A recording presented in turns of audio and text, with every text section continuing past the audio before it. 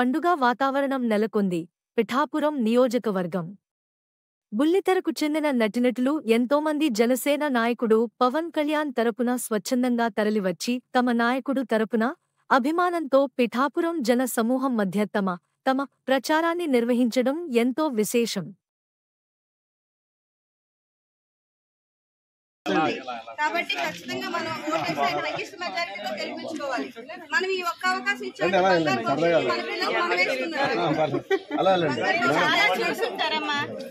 ఎంతో మంది చూసారు మీరు. అందరూ కూడా మీ చుట్టుపక్కల వాళ్ళకి మీకు తెలిసిన వాళ్ళందరికీ కూడా మీరే వచ్చారు. ఏమి మారలేదు మన జీవితాల్లో.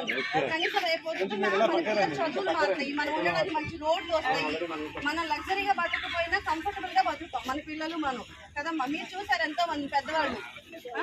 సో మీరు చెప్పాలి కూర్చోబెట్టి. ఇప్పుడు మీరు చెప్పండి అమ్మా, ఇప్పుడు మీరు చెప్పండి ఎవరండి ఇప్పుడు